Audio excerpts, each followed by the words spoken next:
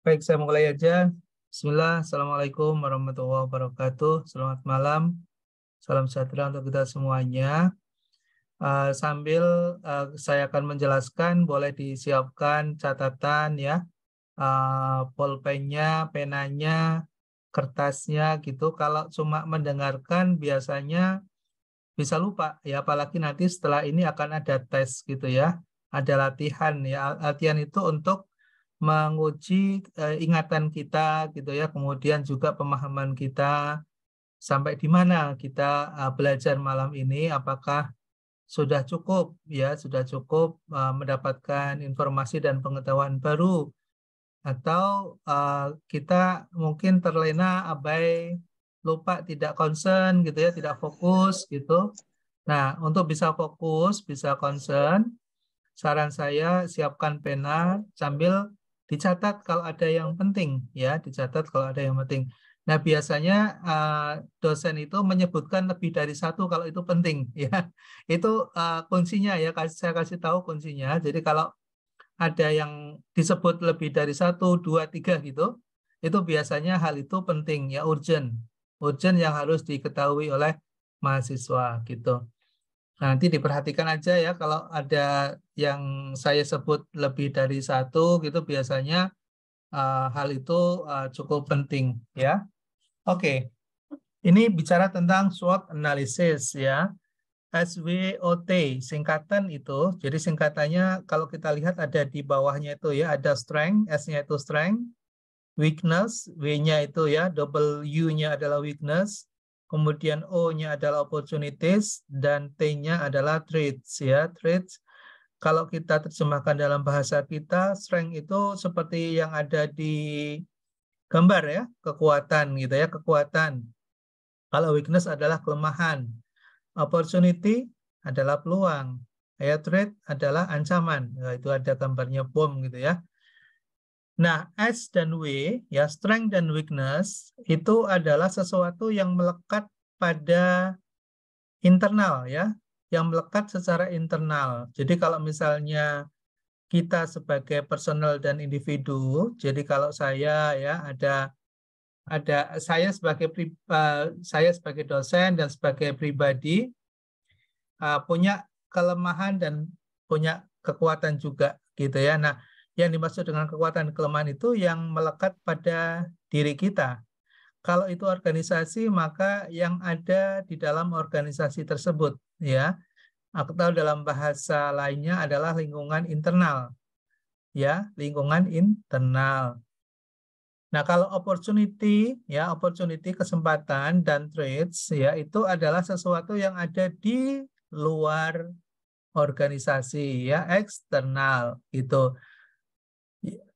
Sebagai contoh misalnya kita menjelang Lebaran gitu ya. Ini kan mau puasa nih, mau Ramadan gitu ya, mau Ramadan. Kemudian biasanya orang punya kebiasaan menjelang Lebaran, hari raya, dia membeli sesuatu yang baru gitu ya.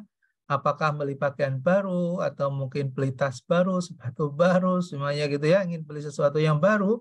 Oh, berarti ada opportunity gitu ya, ada kesempatan ya, kesempatan untuk berbisnis gitu, untuk berdagang misalnya. Nah, itu namanya opportunity. Jadi opportunity itu munculnya dari luar ya, bukan dari dalam. Threat ya, ancaman. Ancaman itu juga munculnya dari luar ya, bukan dari dalam. Contohnya apa ancaman? Misalnya kita jualan di depan kampus nih, misalnya jualan ada Gizi ya, ada kafe, ada resto Gizi di depan, ada rumah makan Padang misalnya. Nah, lalu si pemilik rumah makan Padang itu tiba-tiba ada yang lain mau buka warteg misalnya ya di sebelahnya misalnya. Nah, ketika ada pendatang baru, newcomers misalnya, newcomer datang gitu ya, maka bagi si pemilik resto yang ada di Gizi itu adalah sebagai sebuah ancaman. Kenapa? Karena waktu dia sendirian jualan di kampus Gizi, dia bisa monopoli tuh gitu ya, yang tidak pingin keluar jauh-jauh, cukup dengan membeli yang paling dekat di depan kampus gitu ya. Tapi ketika kemudian ada pendatang baru misalnya jualannya warteg misalnya, maka mahasiswa dan seluruh sivitas akademik yang ada di lingkungan Giji, kampus Giji ini punya alternatif yang kedua ya, punya option gitu ya, punya pilihan. Yang tadinya itu pilihannya cuma satu, warung makan Padang, kemudian tiba-tiba ada warteg misalnya. Maka itu bagi si pedagang rumah makan Padangnya menjadi ancaman. Nah, ancaman itu munculnya dari luar ya, bukan dari dalam. Oke, nah ini kita akan menggunakan analisis SWOT ya. Kita akan mengidentifikasi apa-apa yang kita miliki sebagai sebuah kekuatan dan sekaligus kelemahan yang ada itu apa. Kita harus tahu itu ya. Lalu kemudian kita akan mengidentifikasi kesempatan ya, opportunity dan ancaman gitu. Nah, kita berharap setelah kuliah ini kita bisa tahu konsep ini ya dengan baik karena konsep SWOT itu bisa kita gunakan secara luas ya, secara luas. Maksudnya apa? Maksudnya kita bisa gunakan dalam membuat suatu perencanaan. Apakah itu perencanaan bisnis ataukah perencanaan yang lain ketika kita membuat program kerja misalnya sehingga kita tahu potensi kita apa gitu ya, kelemahan dan kelebihan kita apa, lalu ada opportunity apa yang kita bisa temukan dan kemudian kita bisa eksploitasi untuk menjadi sesuatu yang bermanfaat bagi organisasi ya. Oke. Lalu setelah mengikuti kuliah ini tentunya kita berharap kalian bisa menyusun suatu rencana kerja yang berbasis pada analisis SWOT. Jadi memiliki informasi, memiliki data gitu ya. Ketika membuat rencana kerja tidak hanya sekedar keinginan saja, tidak hanya sekedar kebutuhan saja gitu, tapi kita juga mengetahui tentang potensi diri kita, mengetahui tentang kelemahan dan kekuatan organisasi kita gitu ya, dan kesempatan serta ancaman yang ada di luar. Sehingga rencana yang kita buat itu betul-betul bisa kita implementasikan gitu ya, karena kita sudah mengenal, mengetahui, memahami dengan baik dari organisasi kita ini gitu. Ya, oke. Kemudian kita coba lihat definisi dari analisis SWOT ini. Analisis SWOT itu untuk apa sih? Untuk melihat dan memotret kondisi kita saat ini. Jadi, analisis SWOT ini untuk melihat kondisi kita pada saat ini. Ya, kondisi apa yang sesuai dengan yang kita akan analisis. Kalau kita menganalisis suatu perusahaan, maka berarti kita akan memotret perusahaan itu. Ya, memotret dalam konteks memahami dan mengetahui baik secara eksternal maupun internal. Ya. Kemudian yang kedua merupakan gambaran di mana kita bisa melihat posisi saat ini dalam rangka untuk menentukan strategi yang akan kita susun dalam mencapai tujuan di masa yang akan datang. Ya, kemudian yang ketiga, analisis SWOT ini kita sering mendengar istilah yang lain yaitu analisis faktor internal dan eksternal. Ya, oke. Mas Murianto mungkin kalau ada yang bocor suaranya dari temannya boleh dibantu untuk di mute dulu. Tapi kalau ada yang mau tanya boleh ya. Kalau ada yang mau tanya boleh. Jadi boleh dibantu nanti oleh Mas Murianto ya, nanti bisa bantu untuk atau Mas Rozak yang sudah jadi co-host untuk membantu ya. Kalau ada yang mau tanya silakan. Oke, kita lanjut dulu. Nah, sudah dicatat ya, sambil catat sekali lagi ada beberapa poin penting ya dari S, W, O, dan T gitu ya. Mungkin nanti akan ada pertanyaan yang terkait dengan ini. Jadi sudah siap dan sudah punya catatan. Tidak perlu lagi buka-buka dan baca lagi karena waktu mengerjakan di latihan itu waktunya terbatas. Jadi cepat ya. ya sambil lihat-lihat catatan boleh lah ya, kan tujuannya untuk kita biar berulang-ulang gitu ya, berulang-ulang mendengarkan gitu, kemudian mengingat, memahami gitu ya. Jadi menulis itu membantu kita untuk mengingat gitu ya. Oke. Tadi sudah saya coba jelaskan ya mengenai apa analisis yang mau kita lakukan dengan melihat aspek kekuatan, kesempatan, dan aspek-aspek yang terkait dengan ancaman dan kelemahan. Nah, kalau bicara tentang strength and weakness gitu, seperti yang kita sudah sebutkan di depan, sesuatu yang bisa kita kontrol, ya sesuatu yang bisa kita kontrol. Yang kita kontrol artinya kalau kita tahu bahwa itu suatu kelemahan, maka kita bisa mengendalikannya. Contoh nih misalnya kita punya kelemahan di bidang apa? Misalnya di bidang SDM. SDM kita misalnya pengetahuan knowledge-nya terbatas. Misalnya kalau dia mendapatkan tugas atau fungsi di kegiatan administrasi misalnya. Mestinya kalau orang yang bekerja di staf administrasi itu paham tentang menyusun laporan keuangan, tahu tentang korespondensi, tahu tentang pengarsipan misalnya ya. Orang di administrasi dia mestinya tahu tentang membuat logbook misalnya. Ya tapi setelah kita berjalan kok ternyata buat logbook nggak bisa gitu ya. Mengfiling, membuat arsip nggak paham gitu ya. Membuat surat menyurat tidak sempurna gitu ya, tidak sesuai dengan harapan kita gitu. Nah, kalau kita sudah melihat bahwa ternyata staf kita misalnya tidak bisa menjalankan fungsinya, maka itu menjadi sebuah kelemahan gitu ya, kelemahan dari organisasi kita. Kenapa? Karena kalau dia selalu melakukan kesalahan, kemudian misalnya kita butuh suatu dokumen, wah nyarinya itu bisa sampai berjam-jam itu nyarinya. Misalnya saya butuh nih dokumen MOU misalnya dengan mitra kita, ya misalnya mitra kita yang namanya PT bla bla bla misalnya atau PT Maju Mundur misalnya.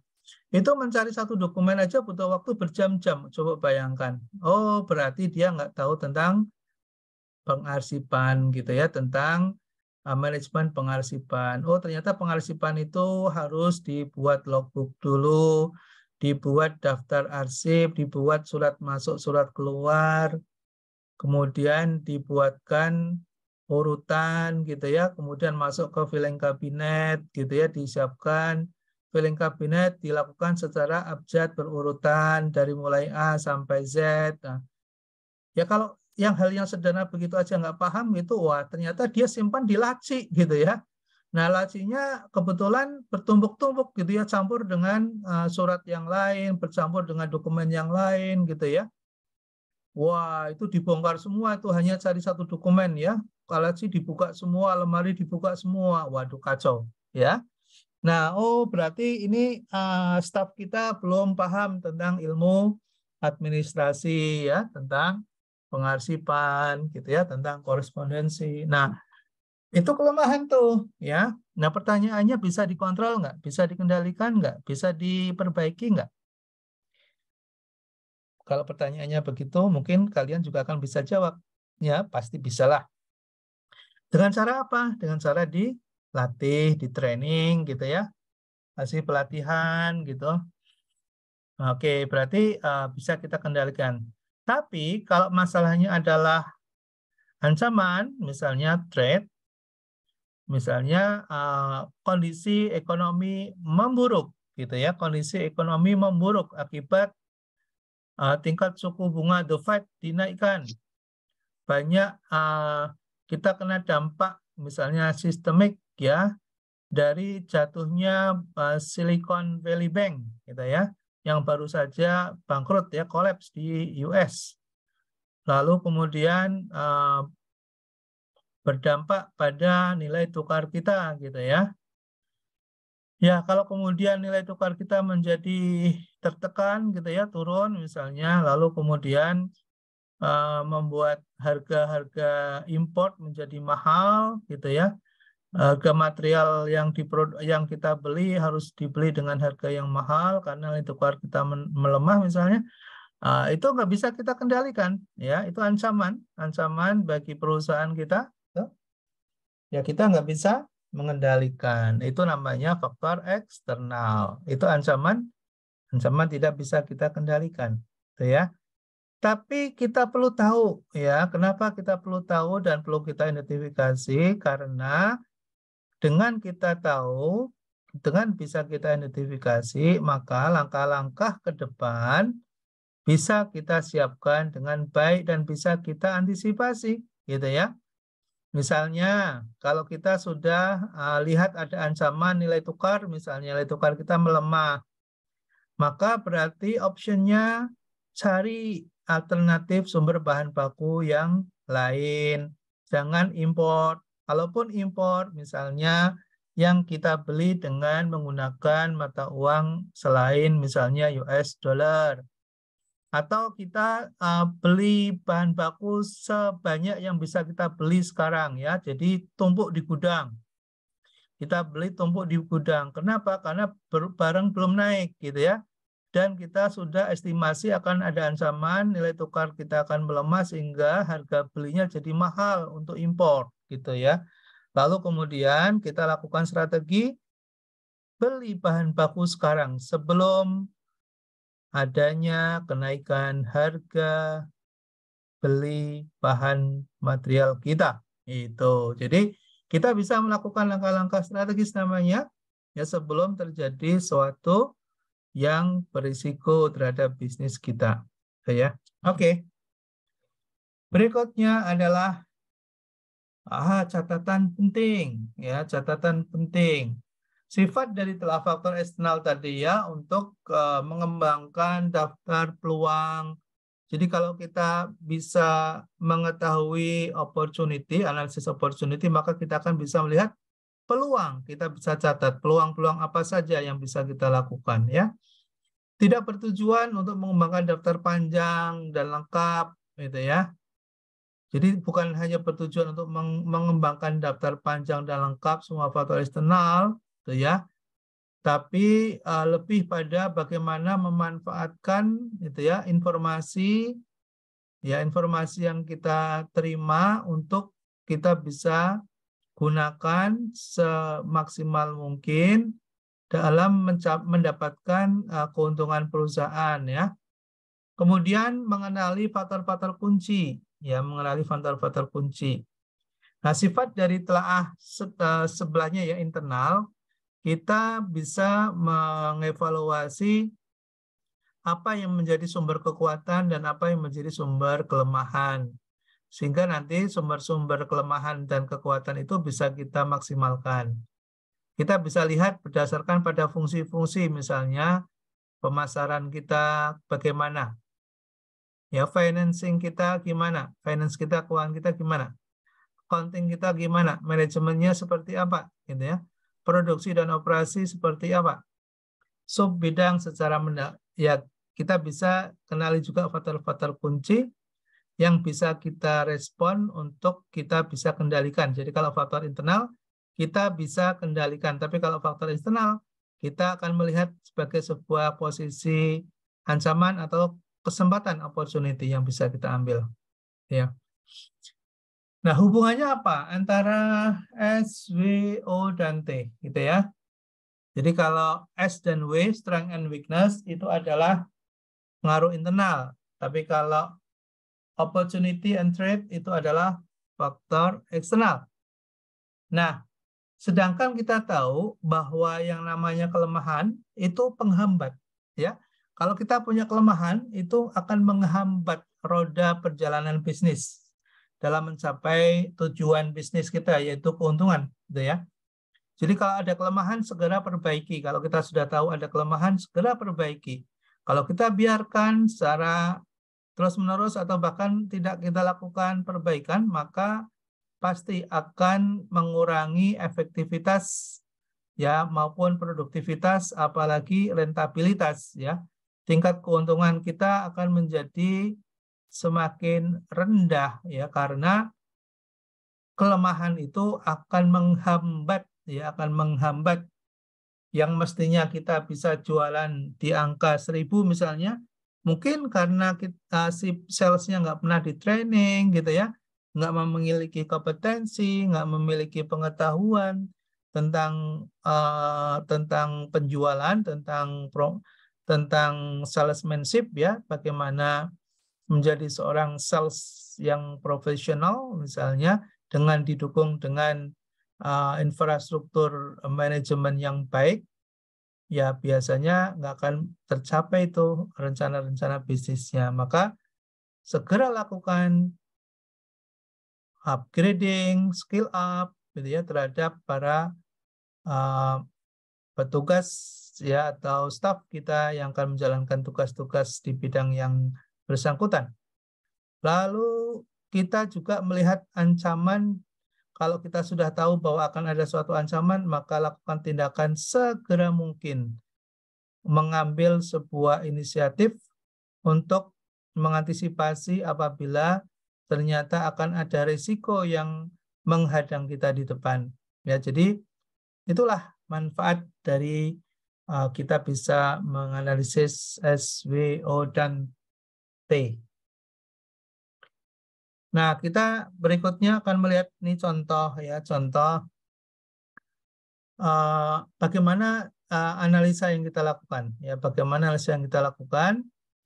Kita bisa menyusun seperti yang ada di gambar slide ini ya. Jadi bikin coding ya, codingnya kalau kita temukan kelemahan kita dari apa, misalnya dari bahan baku, misalnya dari sumber bahan baku, kemudian standar mutu mungkin yang tidak sesuai, lalu kemudian memiliki pasar ekspor dan nasional misalnya sebagai sebuah kekuatan. Jadi kalau kita lihat tadi, untuk melihat poin-poin di dalam kekuatan maupun kelemahan, kita bisa melihat faktor-faktor dari fungsi bisnis ya. Fungsi bisnis apa aja? Ayo, masih ingat nggak fungsi bisnis? Fungsi bisnis atau prinsip-prinsip bisnis ya, bukan manajemen tapi prinsip bisnis atau fungsi bisnis. Minimal ada berapa?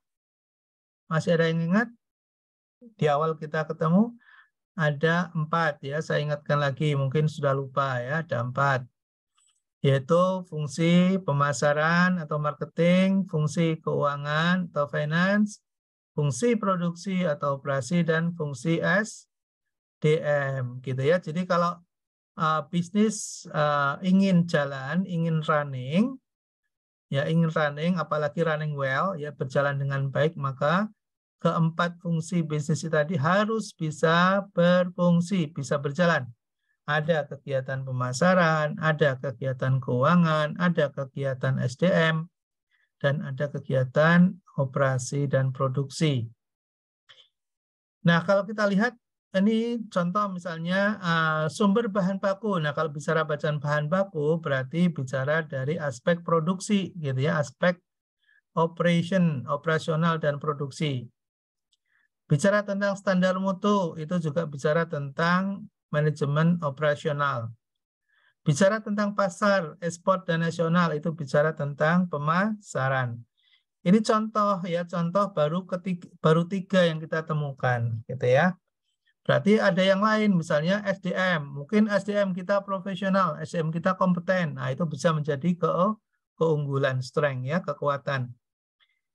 Sebaliknya, kalau misalnya kita ternyata katakanlah SDM kita tidak kompeten, ya berarti menjadi suatu kelemahan. Terus kemudian kita lihat dari sisi permodalan misalnya ya, di dalam contoh ini belum ada permodalan. Kalau permodalannya misalnya sangat terbatas, maka itu bisa menjadi kelemahan ya, weakness. Tapi kalau misalnya si ownernya ini cukup dana yang besar, maka mungkin permodalan bukan menjadi masalah atau bahkan menjadi kekuatan sebaliknya gitu ya. Opportunity yang di bawah tuh ya, dikasih kode O1, O2, A3 gitu ya.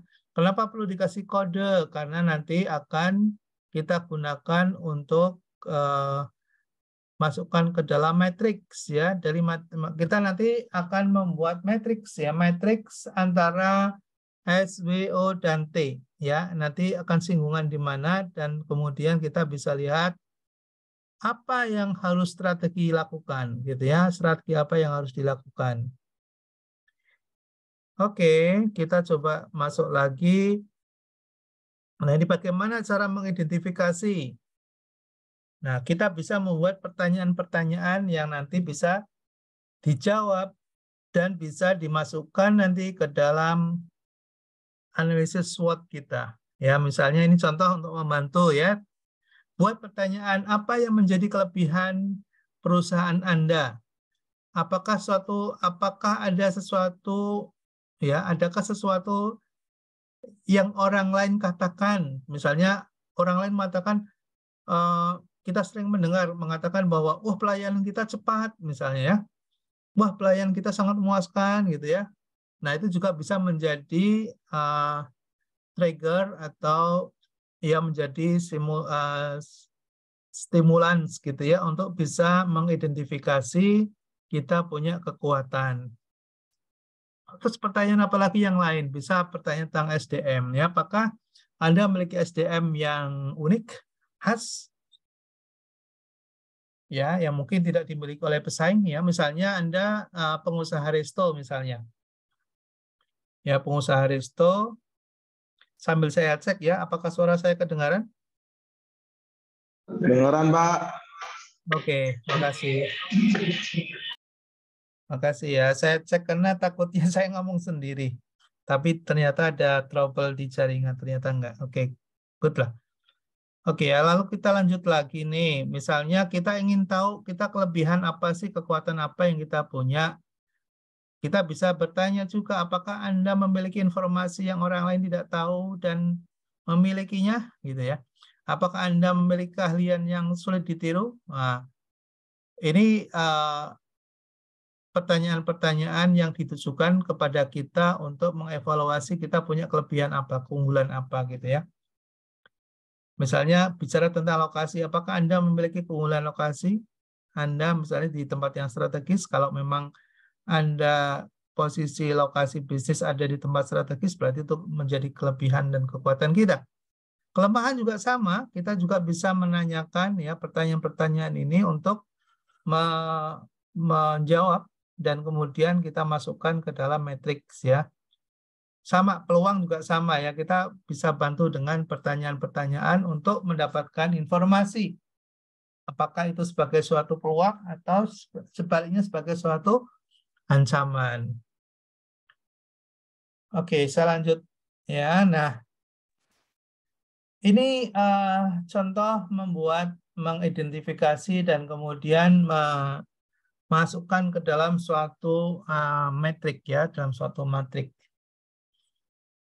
Kita bisa membuat beberapa metode ya, dengan beberapa metode kita bisa mengidentifikasi dan kemudian memasukkan ke dalam tabel gitu ya, masukkan ke dalam tabel untuk memulai dari mengidentifikasi analisis SWOT.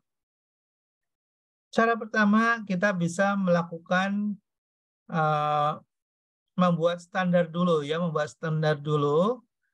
standar parameter atau ukuran untuk menilai ya, dari setiap isu atau setiap poin yang kita temukan. Apakah itu suatu yang urgent, suatu yang serius, ya, kemudian sesuatu yang tumbuh atau gawat ya, yang berdampak ya, impact-nya seperti apa gitu ya. Nah, ada yang menggunakan klasifikasi seperti ini ya. Jadi ada yang menggunakan istilah US dan G, OSG ya. Oh, ini bukan OSG bagi yang sedang hamil ya, bukan ya. Tapi OSG yang dimaksud di sini adalah urgent, serius gitu ya. Dan growth ya, sedang bertumbuh atau berdampak. Lalu kemudian kita buat skor ya, skor dari 1 sampai 5. Ya 1 sampai 5. Kalau semakin tinggi nilainya maka semakin kuat ya pengaruhnya. Nah, ini bisa kita membuat dengan cara seperti ini bisa. Ya, lalu kemudian kita bisa menemukan beberapa poin variabel yang kita temukan tadi, kita masukkan ya ke dalam bentuk seperti yang ada dalam slide ini. Ya, kita bisa ambil isu-isu yang tadi di atas itu. Ini ya, dari 1 mungkin akan ketemu berapa banyak mungkin ke bawah gitu. Nah, yang nilai-nilai tertinggi ini, yang nilai-nilainya tertinggi ini yang akan kita gunakan ya, kita akan pilih buat rating ya, kita buat rating. Jadi sesuatu yang penting ya, sesuatu yang serius, yang urgent gitu ya, dan berdampak gitu ya. Dampaknya misalnya gini, ini contoh salah satu puskesmas ya, SKPD ya, Satuan Kerja Pemerintah Daerah ya. Satuan Kerja Pemerintah Daerah membuat suatu analisis SWOT gitu ya. Ini SKPD itu apa? Dinas ya, kedinasan dinas yang ada di pemerintah kota atau kabupaten atau provinsi, SKPD. Nah, ini sering terlambat laporan. Jadi ada kasus kita dengan analisis SWOT ini ternyata di pemerintahan sering sering terlambat membuat laporan ke pemerintah pusat gitu ya. Nah, ini kondisinya sangat urgent ya, kemudian serius ya dan berdampak ya. Dampaknya pasti kinerja menjadi tidak bagus gitu ya. Dan serius ya, karena kalau kita terlambat laporan mengindikasikan berarti sistem tidak berjalan dengan baik gitu ya. Mungkin bisa ditafsirkan juga sebagai ketidakkompetenan gitu ya, tidak kompeten para pegawai yang ada di daerah yang di wilayah itu dalam menjalankan tugas dan fungsinya sehingga laporannya menjadi terlambat, tidak on time. Nah, ini di angka 14 gitu ya, 14 terus apalagi ke bawah terus gitu ya, ke bawah sobat. Oke. Lalu kemudian setelah itu kita akan bikin urutan ya, kita masukkan seperti ini. Jadi kita akan bagi mana yang masuk ke internal dan mana masuk eksternal gitu. Lalu kemudian kita membuat tabel ya, tabel seperti ini ya, tabel yang terlihat seperti ini. Nah, ini yang kita kelompokkan ya. Jadi yang atas ini faktor internal, yang ke bawah, yang vertikal ini adalah faktor eksternal.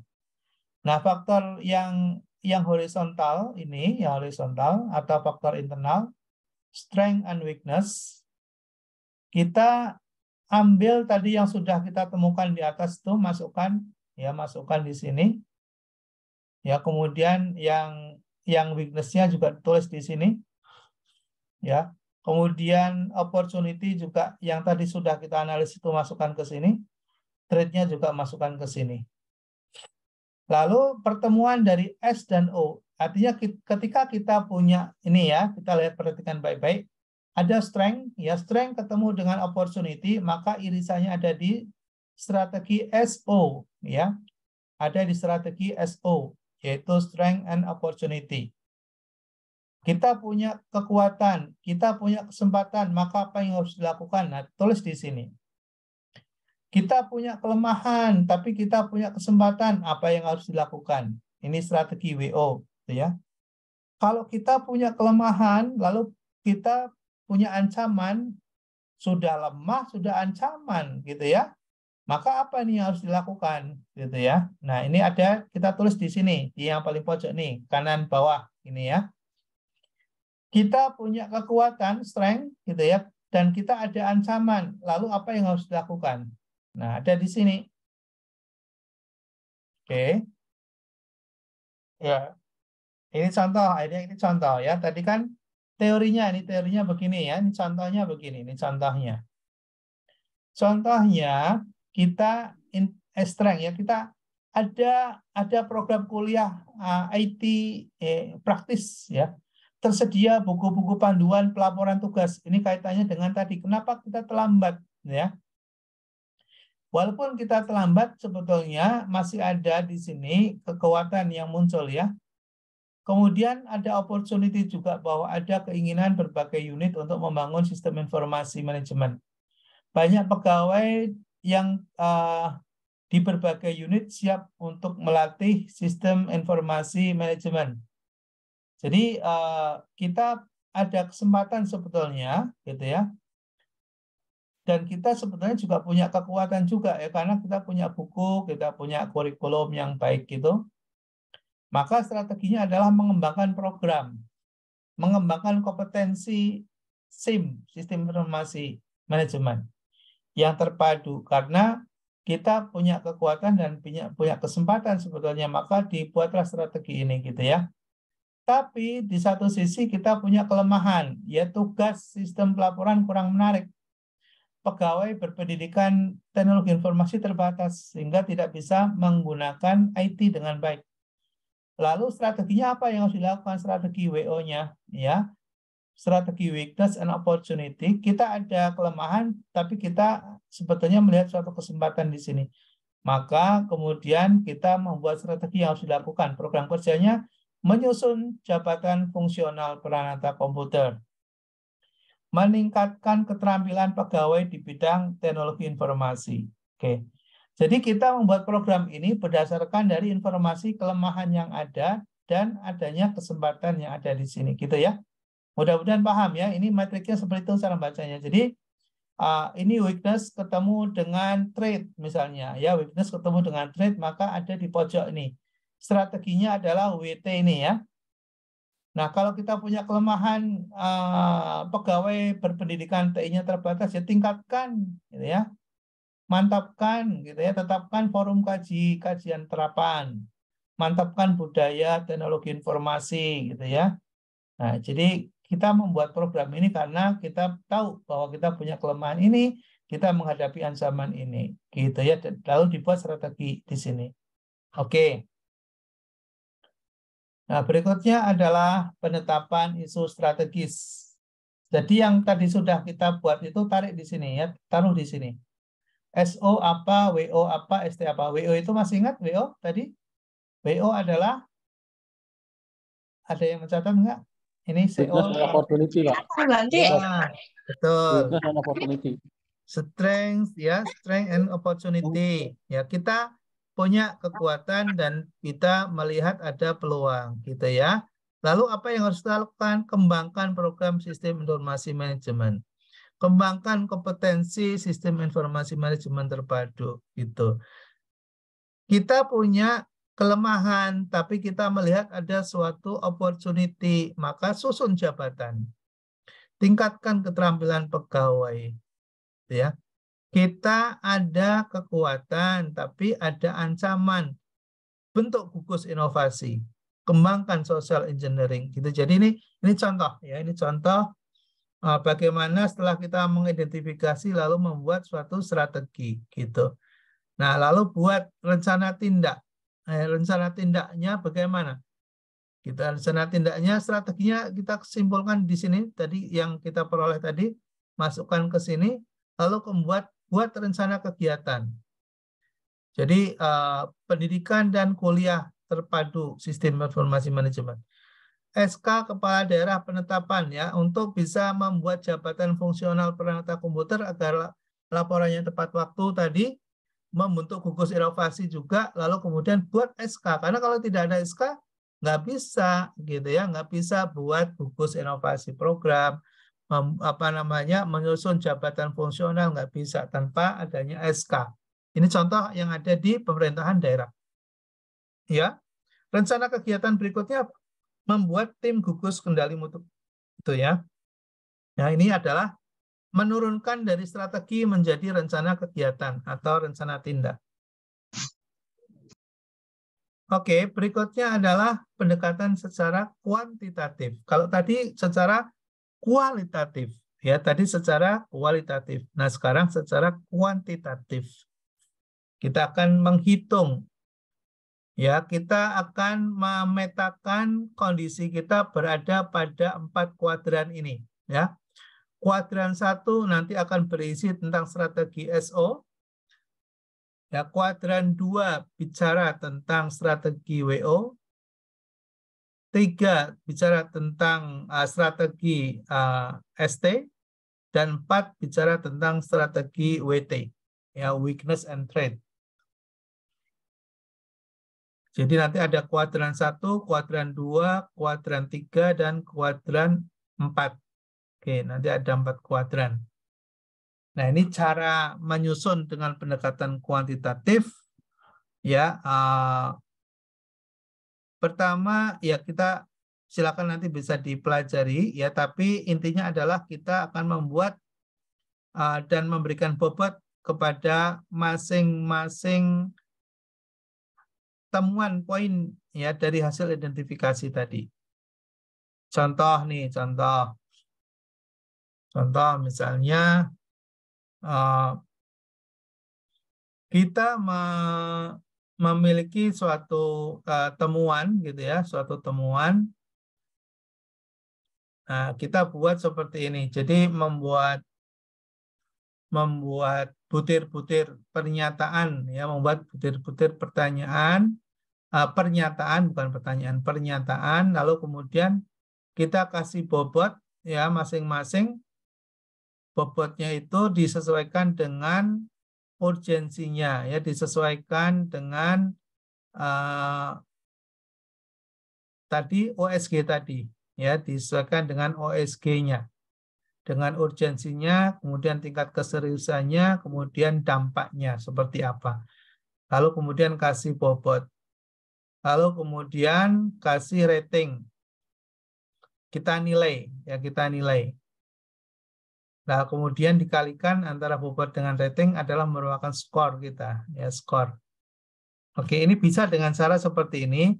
Ada lagi cara yang lain ya, ada cara lain.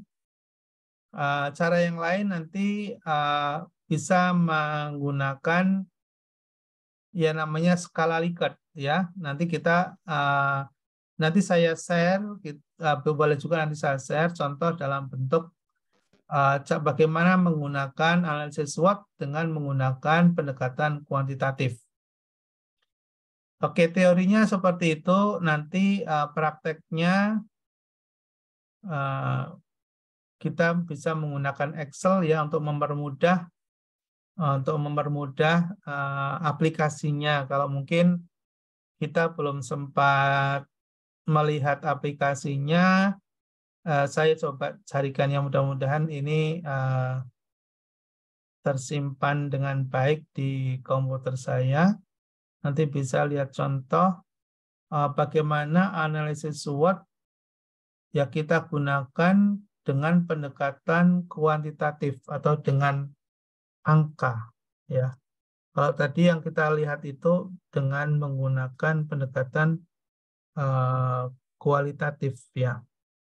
Nah, kalau yang kuantitatif bagaimana? Kita coba lihat analisis SWOT. Oke. Analisis SWOT. Kita buka dulu. Oke, kok nggak muncul ya?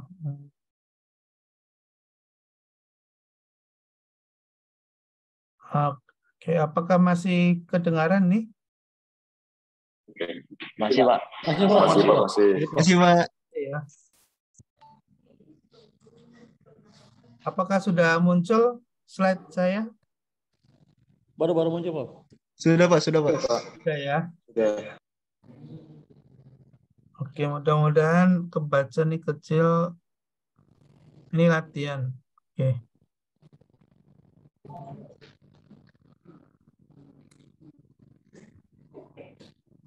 Ini menggunakan pendekatan kuantitatif. Jadi kita membuat tabel seperti yang ada di gambar ini. Ya, ini ada istilah namanya EVAS, ya, EVAS External Strategic Factor Analysis. EVAS itu adalah analisis eksternal.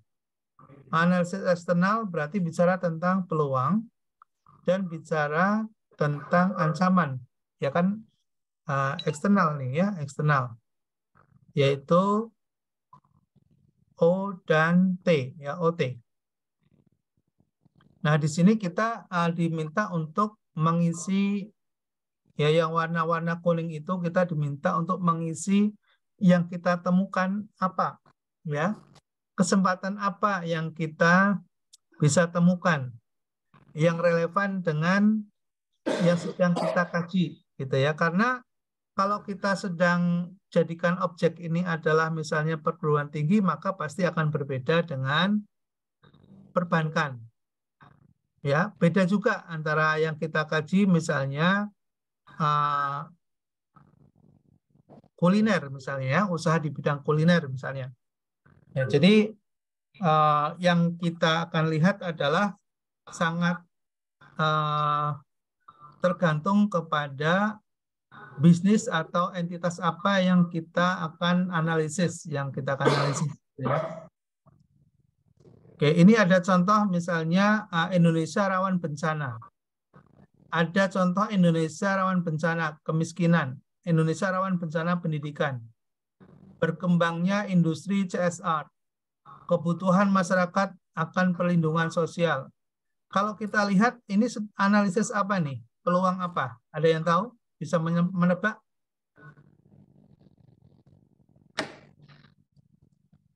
Jadi kira-kira yang sedang dianalisis ini objeknya tentang apa ini? Penghimpunan dana. Penghimpunan dana. Oke. Good. Ada lagi yang lain yang punya pendapat? Boleh. Suaranya boleh dikeluarkan kalau ada pertanyaan ya. Boleh dibantu Mas Murianto sama Mas Rozak. Oke, ada yang punya pendapat lain? Kira-kira perusahaan apa nih yang sedang melakukan analisis SWOT nih? Asuransi, Pak. Yes, good. Asuransi, betul. Ya, ini perusahaan asuransi. Ini perusahaan asuransi sedang melakukan analisis untuk mengembangkan produk asuransi mikro. Yaitu ada tulisan micro insurance ya. Ya, kita coba lihat ke bawah. Nah, makanya di sini ancaman. Ini ada ancaman. Ada ancaman. Ancaman yang akan bisa membuat bisnis asuransi boleh di-mute dulu. Mungkin kalau tidak bertanya boleh di-mute dulu. Oke, makasih. Nah, ini ancaman yang akan dihadapi oleh perusahaan asuransi. Misalnya apa? Misalnya stagnasi publik terhadap isu-isu sosial dan kemanusiaan misalnya. Jadi orang tidak terlalu peduli gitu ya. Kemudian ego sektoral. Kemudian ancaman kompetitor ya. Kemudian ancaman budaya filantropi yang tradisional. Jadi masyarakat misalnya belum terlalu well literated terhadap mitigasi risiko misalnya.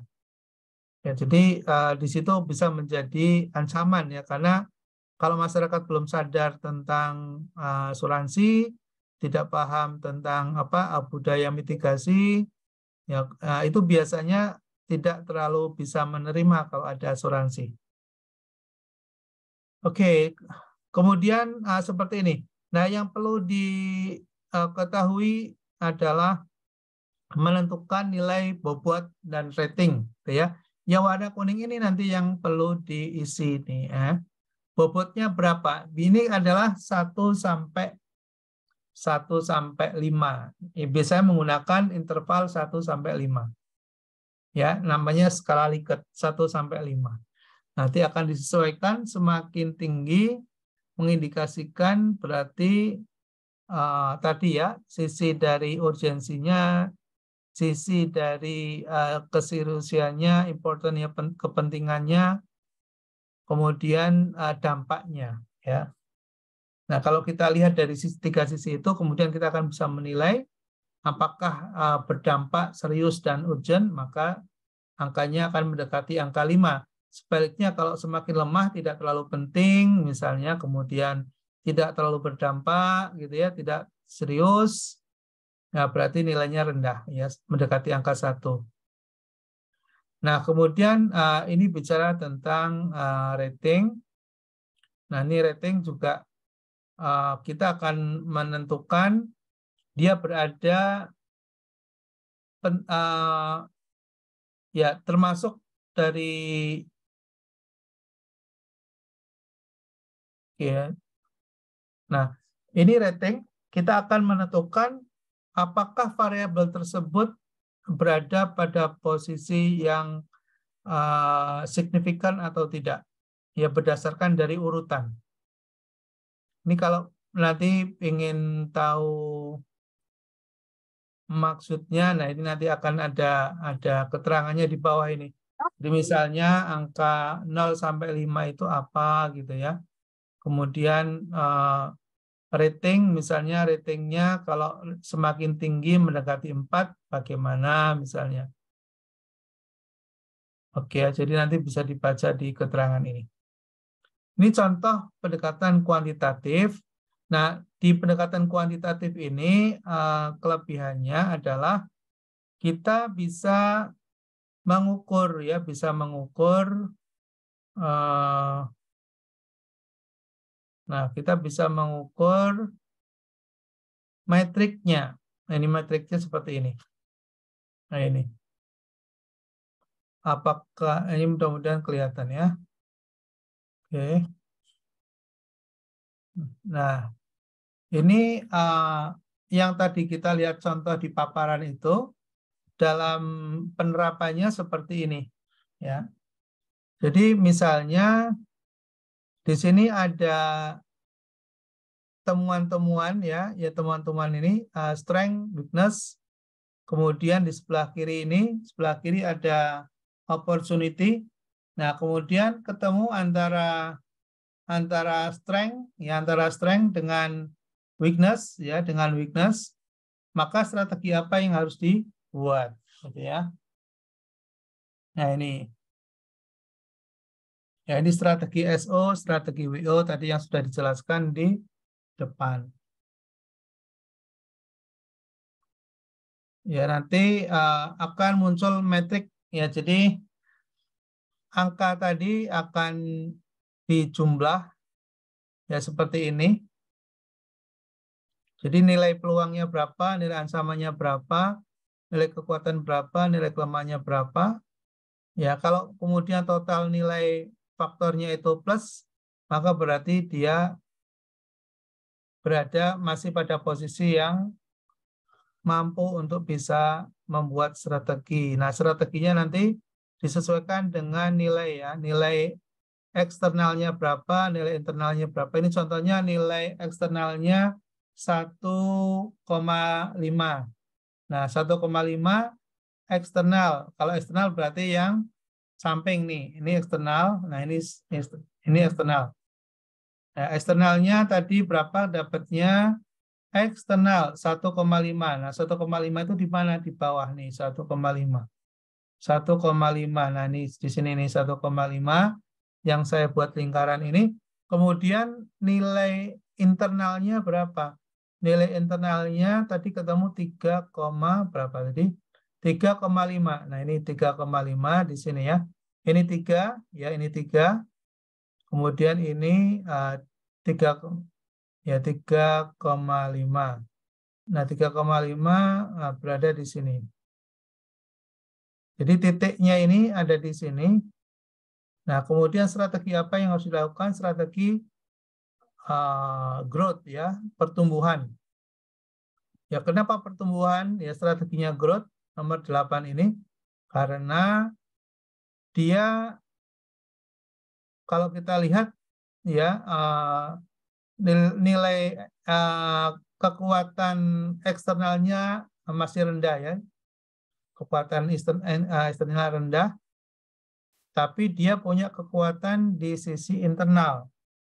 Makanya dia membuat strategi pertumbuhan, gitu ya. Strategi pertumbuhan. Nah, ini mungkin teori-teorinya juga perlu dibaca ya,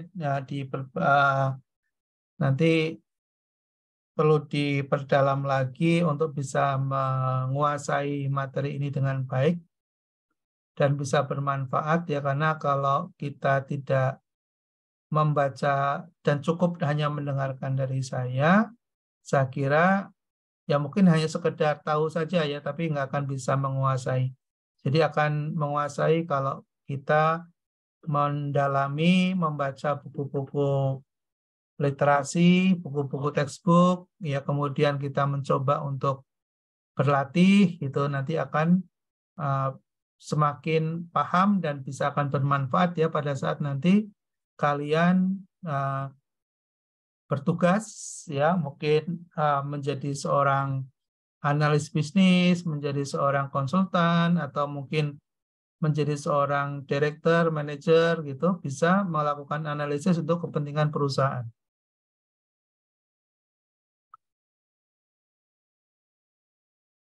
Oke, saya kira demikian. Kalau ada yang mau ditanyakan, boleh silakan. Ada yang mau bertanya mungkin? Tadi yang matriks tadi, Prof bisa di-share lagi, Prof, buat dipelajari gitu, Boleh. Nanti saya akan share. Sebetulnya itu sih, itu alat saya itu konsultan tuh ya. Kalau saya nganalisis gitu, kalau saya nganalisis perusahaan tuh pakai kayak gitu, tuh ya. Itu Pak, mau ini Pak. sudah jadi. Halo, Pak. Halo, Ya, mau tanya Pak. silakan. Kalau pakai skala linear itu bisa dihitung pakai matriks juga nggak Pak? Suaranya terputus-putus nih Mas di saya nih Mas, nggak jelas. Kalau pakai skala linear Pak, itu bisa dihitung pakai matriks juga nggak Pak? Oh ya, kita cara menentukannya perlu melihat teorinya ya biar tidak salah gitu ya. Karena kita harus menentukan, pertama kita menentukan dulu bobot ya dari masing-masing variabel yang kita akan pilih, itu yang akan kita tentukan, itu masing-masing bobotnya kita harus tentukan. Ya, misalnya gini, kita perusahaan, tadi contoh ya perusahaan di asuransi gitu. Kalau perusahaan di asuransi, untuk menilai faktor regulasi misalnya, itu menjadi bobotnya sangat tinggi. Ya, misalnya regulasi apa ini? Maksud regulasi tentang perasuransian.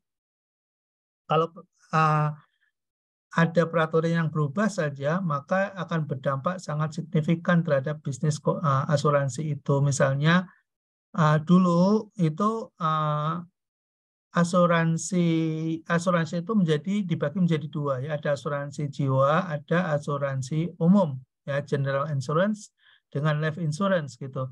Nah, sekarang itu yang regulasi muncul bahwa asuransi umum itu juga bisa membuat produk asuransi kesehatan. Dulu asuransi kesehatan itu masuk ke dalam ranahnya asuransi jiwa. Tapi sekarang menjadi asuransi umum. Nah, akhirnya asuransi jiwa dia kehilangan pangsa pasar tuh, ya, maka menjadi ancaman. Gara-gara regulasi itu produknya menjadi terancam oleh asuransi umum gitu. Nah, maka bobotnya menjadi tinggi tuh, ya. Jadi kita harus tahu konsepnya, harus tahu teori dan harus tahu tentang prakteknya. Ketika mau membuat analisis SWOT ini, ya kita harus tahu tentang teorinya, kita harus tahu tentang konsep dan realitanya gitu. Kalau kita nggak tahu, kita membuat bobotnya akan menjadi tidak relevan gitu ya, tidak relevan. Itu bobot. Lalu kemudian skor. Nah, kalau skor berarti kan ingin mengcapture atau ingin memotret kondisi saat ini gitu ya, kalau kita mau membuat skor. Nanti skor dikalikan dengan bobotnya akan ketemu rating. Gitu ya, akan ketemu rating. Nah, itu ya seperti itu. Nanti kalau Anda baca di textbook atau baca di teorinya nanti akan bisa nanti bisa buat simulasi sendiri ya dalam Excel. Buat dalam Excel. Nanti bisa niru contoh ya. Contoh nanti mudah-mudahan saya bisa sharing untuk contoh yang sederhana gitu ya. Contoh sederhana. Iya Pak, baik Pak. Ya nanti bisa diisi sendiri nanti. Nanti saya buatkan lah ya. Saya buatkan sederhana. Kalau punya saya itu agak complicated karena itu memang menjadi tools atau instrumen konsultan. Jadi terlalu lengkap ya, terlalu lengkap. Iya, Nanti kita buat ya sederhana dulu. makanya saya pikir kan kalau linear kayaknya lebih simpel gitu. Iya, nanti yang sederhana dulu karena untuk tahap belajar. Ya saya perlu lihatkan yang tadi lengkap karena biar kita tahu seperti itu sebetulnya yang digunakan gitu ya. Jadi ada pandangan gitu ya, ada pandangan. Tapi nanti yang perlu dikerjakan oleh kalian yang sedang belajar mungkin cukup dengan sederhana. Yang penting memahami, kemudian kita bisa mempraktekkan gitu ya dengan praktek yang benar ya. Kalau sudah pada misalnya menentukan positioning di kuadran gitu ya, itu nanti mungkin pada tahapan advance ya. Mungkin kalau Anda lanjut ke S2, nah di S2 itu ada praktek tuh harus bisa menyusun itu secara komprehensif gitu ya. Tapi dasarnya sekarang kita perlu tahu dulu ya, di S1 kita dasar-dasarnya paham. Ya, nanti tapi tidak menutup kemungkinan ya kalau ada yang tertarik kemudian ingin mendalami bisa gitu ya. Sangat bisa sekali tanpa harus menunggu sampai S2, tapi sekarang pun kalau Anda serius mendalami, baca-baca buku referensi, maka analisis SWOT itu akan membantu kita ya secara profesional dalam menganalisis suatu masalah dan kita bisa memecahkannya gitu. Ya, saya kira demikian ya. Mungkin ada yang mau ditanyakan yang lain? Makasih Pak. Oke, makasih ya kalau sudah kiranya cukup. Silakan dibuka e-learning-nya. Kalau ada yang bermasalah dengan password atau username, saya bisa bantu dari sini ya. Langsung bisa dikerjakan saja karena menyangkut masalah kehadiran. Tadi saya sudah komunikasi dengan Mbak Raya. Kalaupun ada yang ikut tidak ada di kelas tapi ngikutin, ya kita anggap masuk gitu kan. Nanti biar saya tahu bisa mengerjakan ya dengan cara mengerjakan di e-learning. Di e-learning-nya yang mana? Saya coba bukakan dari sini.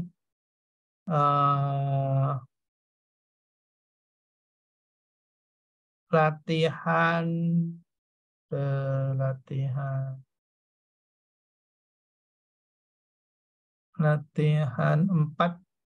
Latihan 4.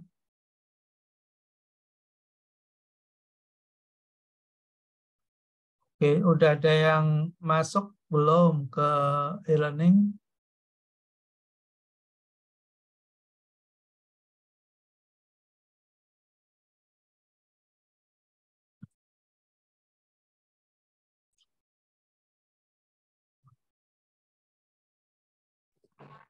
Ini yang nomor berapa, Prof? Soalnya, Prof. Soalnya yang kalau sudah bisa masuk, kemudian ke tugas, kemudian klik parameter,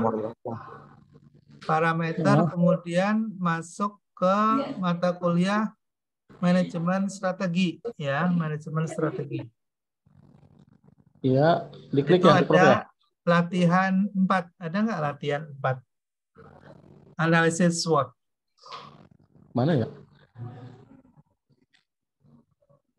Ini kan parameter pencarian, Prof. Parameter pencarian. Terus? Diklik parameter pencarian, sudah diklik. Sudah. Oke, kemudian pilih mata kuliahnya manajemen strategi. Oke, sudah stop. Nanti di filter. Filter. Terus? Sudah muncul tuh beberapa soal. Manajemen keuangan semua. Tuh. Salah. Latihan 4. Coba latihan 4. Betul. Latihan analisis SWOT yang Ya. 103 atau yang berapa, Prof? Yang latihan 4. Mana ya?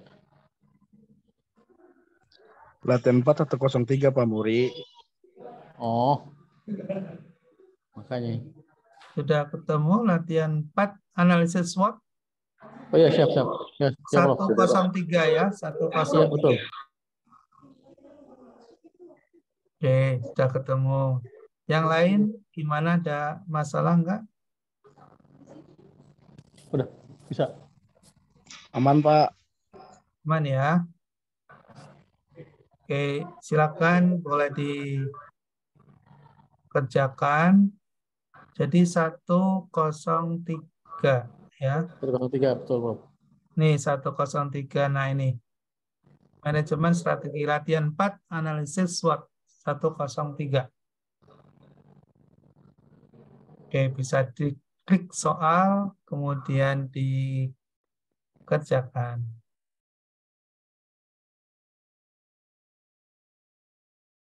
Oke, terima kasih atas perhatiannya. Selamat mengerjakan.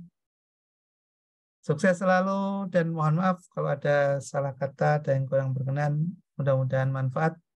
Terima kasih. Assalamualaikum warahmatullahi wabarakatuh. Selamat malam semuanya. Waalaikumsalam. Terima kasih banyak, Prof. Terima kasih. Terima kasih. Assalamualaikum Selamat malam. Terima kasih banyak. Terima kasih. Terima kasih banyak, Pak. Terima kasih. Terima kasih. Sama-sama. Terima kasih, Pak.